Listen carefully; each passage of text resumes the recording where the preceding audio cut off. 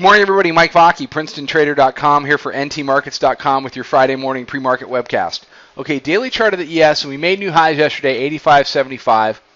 That said, the bulls really did not put together the kind of day that you would have expected them to put together, where the buying of the morning low was so clear. And it was only taken in matching highs, and then we displayed, sideways to down for the rest of the day, and that's continued into the overnight. We've broken through the prior day low. Prior day low 76.75. Our low tonight has been 75.5. So, rules are rules. That, for now, negates this band ride. And what it tells me is, basically, we're not ready yet. The bands are still incredibly tight.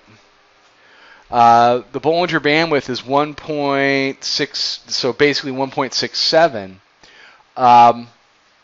It's difficult to see a sharp reversal lower band ride without some kind of news that has some staying power. The Ukrainian news had no staying power. Anything out of the Fed has had no staying power.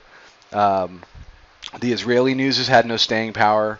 They would need some piece of news that has staying power in order to keep the pressure on the market for longer than a day.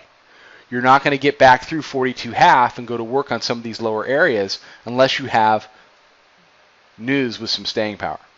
So, where do we go from here? Well, if the weakness persists and we have a down day today, then you have to be looking at 73. And then you have to look at the middle band down at 68.5 to 68.75. And you've got the weekly pivot just below that at 66.20. So 66 to 68 becomes a very interesting area for a bounce if we pull back. If we pull back to that area and we bounce, that would get me out of my shorts. I have a short from 82. I also have some longs. I will probably cut those longs on a break of 73, but I will very eagerly put them right back on at 66 to 68, should that area bounce.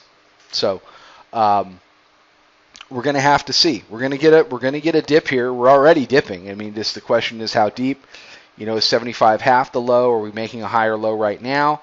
We'll have to see when we get into the regular session. The dip buyers are going to show up. The key for the bears always is, can they turn the dip buyers back in the regular session with a lower high and then a lower low? If they can, then they can move the market a little bit.